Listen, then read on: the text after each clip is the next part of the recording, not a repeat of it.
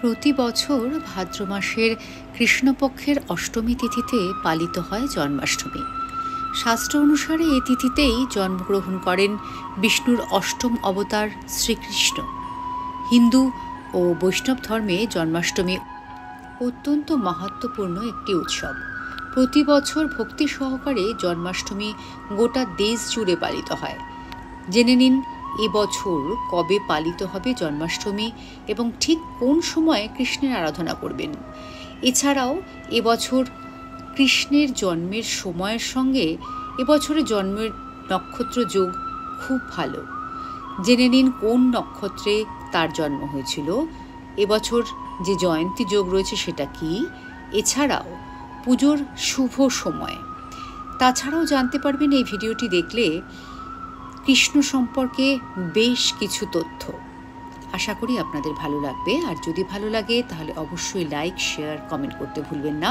যারা নতুন দেখছেন এই চ্যানেলটি অবশ্যই সাবস্ক্রাইব করে পাশে থাকবেন। এবছর জন্মাষ্টমীতে অষ্টমী তিথি একই দিনে পড়েছে। সেই কারণে সাধু, সন্ন্যাসী ও গৃহস্থরা একই দিনে শ্রীকৃষ্ণের আরাধনা করতে পারবেন। পঞ্জিকা অনুসারে এই বছর জন্মাষ্টমী পালিত হবে আগামী 26শে অগস্ট সোমবার। অষ্টমী পড়বে রাত 3:40 এবং বেলা 2:20 পর্যন্ত অষ্টমী থাকবে। জন্মাষ্টমীতে রোহিণী নক্ষত্র। এবছর জন্মাষ্টমীতে অত্যন্ত শুভযোগ পড়েছে। শ্রীকৃষ্ণের জন্মের সময় যে যোগ ছিল এবছর ঠিক সেই যোগে পালিত হবে জন্মাষ্টমী। ভাদ্র মাসের কৃষ্ণপক্ষের অষ্টমী তিথি ও রোহিণী নক্ষত্রের শ্রীকৃষ্ণের জন্ম হয়েছিল। এবছরও জন্মাষ্টমী তিথিতে থাকছে রোহিণী নক্ষত্র। 26শে অগস্ট বেলা 3:55 রোহিণী নক্ষত্র শুরু হবে এবং তা থাকবে 27শে অগস্ট ভোর 3:38 পর্যন্ত। জন্মাষ্টমীতে জয়ন্তী যোগ দেখা গেছে। জয়ন্তী যোগটা কি জেনে নিন। জন্মাষ্টমী তিথিতে চাঁদ থাকবে বৃষ রাশিতে। শ্রীকৃষ্ণের জন্মের সময়ও চাঁদ বৃষ রাশিতে ছিল। রাতে যে সময় জন্মাষ্টমী পালিত হবে তখন অষ্টমী তিথি থাকবে একদম মাঝামাঝি সময়ে, যা অত্যন্ত শুভ। এছাড়া জন্মাষ্টমী সোমবার বা বুধবার পড়া বিশেষ শুভ বলে মনে করা হয়। তাই এবছর জন্মাষ্টমী সোমবারে পড়ায় তার মাহাত্ম্য আরও বৃদ্ধি পেয়েছে। এর ফলে জন্মাষ্টমীতে এই বছর পঠিত হবে জয়ন্তী যোগ। জন্মাষ্টমীর দিন পুজোর শুভ সময়। জন্মাষ্টমীতে সারাদিনই কৃষ্ণের আরাধনা আপনি করতে পারেন, তবে সেদিন গোপালের পুজো করার বিশেষ শুভ সময় থাকছে। এই সময় পুজো করলে তা কার্যকরী হয় বলে মনে করা হয়। জন্মাষ্টমীতে সকালের পুজো করুন সকাল 5:56 থেকে 7:37 মধ্যে। এরপর বিকেলের পুজো করতে পারেন বিকেল 3:36 থেকে সন্ধে 6:49 মধ্যে। তবে জন্মাষ্টমীর পুজোর সেরা সময় হল নিশীথকাল, যা থাকছে রাত 12:01 থেকে 12:45 পর্যন্ত। এবার জেনে নিন শ্রীকৃষ্ণ কি খেতে ভালোবাসেন। আমরা সবাই জানি তিনি সবথেকে বড় তার প্রিয় যে জিনিস সেটি হলো ক্ষীর। তবে তার সঙ্গে হলুদ রঙের যে কোনো মিষ্টি আপনি দিতে পারেন, সেটি কৃষ্ণ ভালোবাসেন। কৃষ্ণ কী রকমের জামা কাপড় বা কী রং পছন্দ করেন জেনে নিন। কৃষ্ণ হলুদ রং খুব পছন্দ করেন। এছাড়াও গোলাপি, লাল ইত্যাদি রঙও পছন্দ করেন। আপনারা আপনাদের গোপালকে এই রঙের জামা কাপড় পরাতে পারেন এবং নিজেও এই রঙের জামা কাপড় পরে পুজো করতে বসতে পারেন। তবে হ্যাঁ, ভুলেও কালো রঙের জামা কাপড় একেবারেই পরবেন না এবং কালো জামা কাপড় তাঁকেও পরাবেন না। নারদ বললেন, হে বাসুদেব, আপনি সৌর, শাক্ত, শৈব, বৈষ্ণব ও গানপত্য সবার উপাসনার উপাস্য। সনাতন ধর্মাবলম্বী বিশেষত বৈষ্ণবদের কাছে জন্মাষ্টমী গুরুত্বপূর্ণ উৎসব। এই উৎসব নানাভাবে উদযাপন করা হয়। যেমন ভগবত পুরাণ অনুযায়ী নৃত্য, নাটক, যাকে বলা হয় রাসলীলা বা কৃষ্ণলীলা, মধ্যরাত্রিতে কৃষ্ণের জন্মের মুহূর্তে ধর্মীয় গীত গাওয়া, উপবাস, দহিহান্ডি প্রভৃতি করা হয়। অন্যদিকে দই হাঁড়ি প্রথায় অনেক উঁচুতে মাখনের হাঁড়ি রাখা হয় এবং অনেক ছেলে মিলে মানুষের পিরামিড তৈরি করে সেই হাঁড়ি ভাঙার চেষ্টা করে।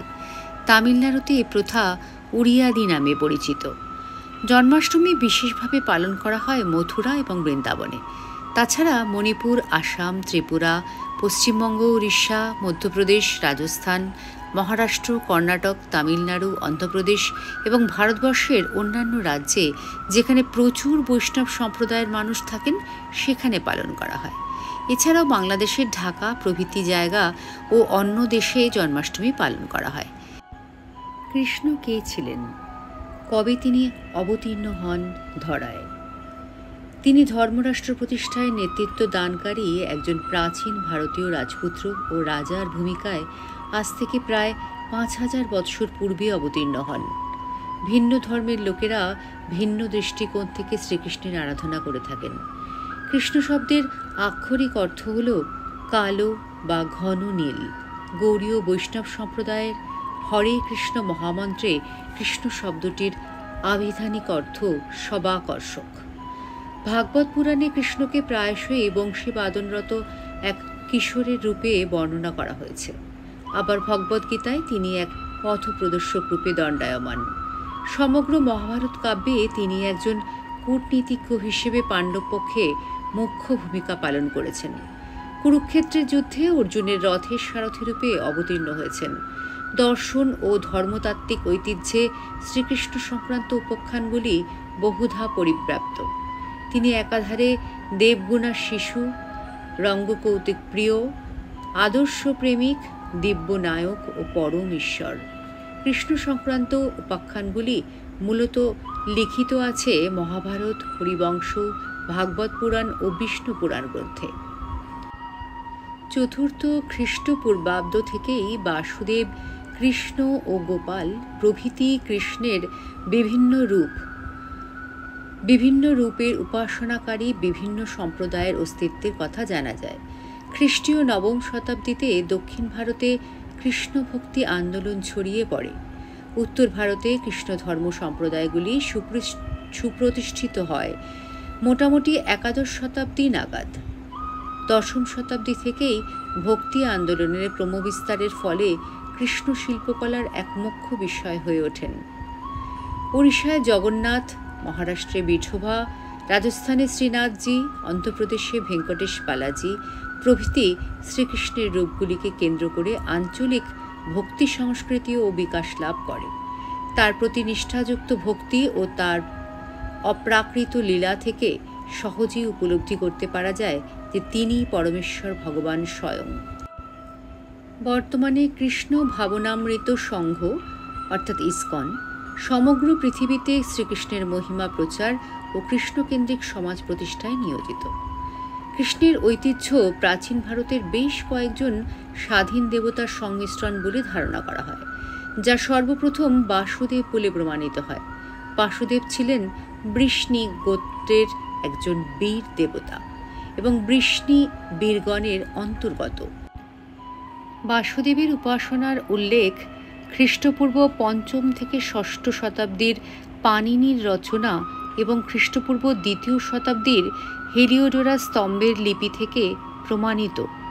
মনে করা হয় কোনো এক সময় বৃষ্ণি উপজাতি যাদব বা আভীরদের গোত্রের সাথে মিশে গিয়েছিল এবং আভীরদের বীর দেবতার নাম ছিল কৃষ্ণ। বাসুদেব এবং কৃষ্ণ একত্রিত হয়ে একক দেবতা হিসেবে মহাভারতে আবির্ভূত হন এবং মহাভারত এবং ভগবদ্গীতায় বিষ্ণুর সাথে চিহ্নিত হতে শুরু করেন। খ্রিস্টীয় ৪র্থ শতাব্দীতে অপর এক জাতি এখানে মনে রাখা আবশ্যক যে মহাভারত ও হরিবংশই কৃষ্ণকে জানার সবচেয়ে প্রাচীন ও নির্ভরযোগ্য মাধ্যম। এর বাইরে ভাগবত পুরাণ ও বিষ্ণু পুরাণ গ্রন্থদ্বয়ে কৃষ্ণের জীবনের বিস্তারিত বর্ণনা পাওয়া যায়। তবে এই দুই পুরাণ ঐতিহাসিক প্রামাণ্যতার বিচারে মহাভারত ও হরিবংশের পরে অবস্থিত। মূলত এই দুই পুরাণে বর্ণিত ধর্মতত্ত্বই গৌড়ীয় বৈষ্ণব মতবাদগুলির মূল ভিত্তি। ভাগবত পুরাণ গ্রন্থের প্রায় ১/৪ জুড়ে রয়েছে কৃষ্ণ ও তার ধর্মোপদেশের স্তুতিবাদ। হিন্দুদের আদি ধর্মগ্রন্থ ঋগ্বেদে কৃষ্ণের কোনো উল্লেখ নেই। তবে রামকৃষ্ণ গোপাল ভান্ডারকর ঋগ্বেদের একটি শ্লোকে উল্লিখিত দ্রপশ কৃষ্ণ অর্থাৎ কালো বিন্দু কথাটিকে দেবতা কৃষ্ণের উল্লেখ বলে প্রমাণ করতে চেয়েছেন। কোনো কোনো বিশেষজ্ঞ কয়েকজন প্রাগৈতিহাসিক দেবতার সঙ্গে কৃষ্ণের মিল খুঁজে পেয়েছেন। 1927 থেকে 31 সাল নাগাদ ম্যাকে মহেঞ্জোদারোতে একটি চিত্রলিপি আবিষ্কার করেছিলেন। এই চিত্রে দুজন ব্যক্তি একটি গাছ ধরে আছে এবং বৃক্ষ দেবতা তাদের দিকে বাহু প্রসারিত করে রেখেছেন। আবিষ্কারক এই চিত্রটিকে কৃষ্ণের যমলার্জুন লীলার সঙ্গে তুলনা করেছেন। কৃষ্ণ পাণ্ডবদের উপদেশ দিচ্ছেন গবাদি পশুর রক্ষক আভিরদের। গোপাল কৃষ্ণের ধর্ম কৃষ্ণ ঐতিহ্যে মিশে গিয়েছিল। এক জন্মাষ্টমীর দিনের কৃষ্ণ এবং রাধার গল্প। জন্মাষ্টমীর দিনে কৃষ্ণ রাধার জন্য বসে থাকবেন চেয়ে এটাই তো স্বাভাবিক।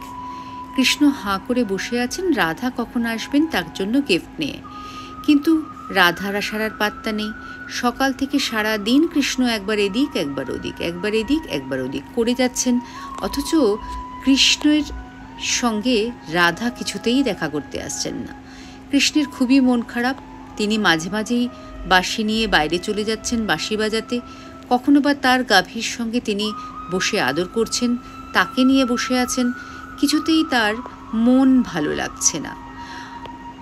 এতক্ষণ ধরে সারা দিন সবাই এলেন, নানান রকম উপহার সামগ্রী এবং খাদ্য ব্যঞ্জনায় তার মুখ ভর্তি। হঠাৎ তিনি সন্ধ্যের সময় দেখলেন রাধা এসে উপস্থিত।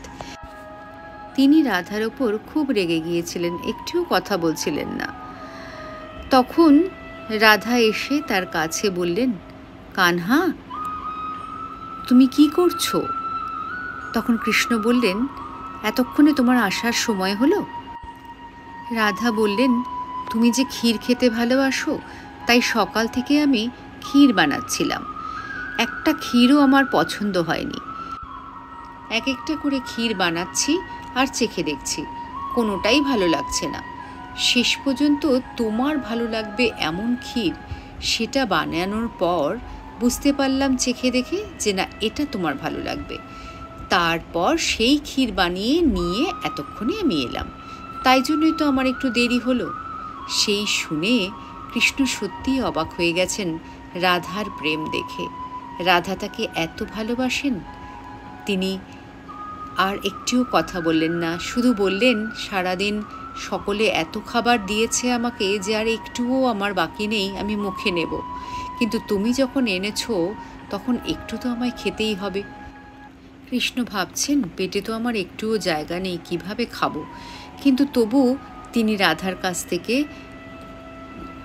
ক্ষীরের মাটকিটা নিলেন এবং নিয়ে খেতে শুরু করলেন। তিনি যখন ক্ষীর খাচ্ছেন তখন তার মনে হলো যে এর থেকে ভালো ক্ষীর বোধহয় তিনি এর আগে কোনোদিন খাননি, এবং সম্পূর্ণ ক্ষীরটা তিনি শেষ করে ফেললেন। দর্শকগণ, ভক্তগণ সবাই বুঝতে পারছেন যে কৃষ্ণের ভালো লাগার বিষয়টি কী ছিল। আশা করি এই জন্মাষ্টমীতে সকলেই ক্ষীর করে তাকে খাওয়াবেন এবং আপনাদের সকলের জন্মাষ্টমী খুব ভালো কাটুক, সেটাই কামনা করছি। জয় শ্রীকৃষ্ণ। রাধে রাধে। কমেন্ট করতে কেউ ভুলবেন না। ওম নমো ব্রহ্মদেবায় ব্রহ্মহিতায় জগদ্ধিতায় কৃষ্ণায় গোবিন্দায় নমো নমঃ।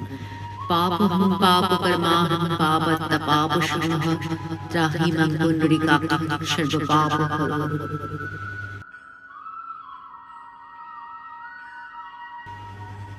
কৃষ্ণায় বাসুদেবায় দেবকীনন্দনায় চ শিশুক্লেশনাশায় গোবিন্দায় নমো নমঃ। হে কৃষ্ণ করুণা সিন্ধু দীনবন্ধু জগৎপতে গোপীশ গোপিকাকান্ত রাধাকান্ত নমস্তে।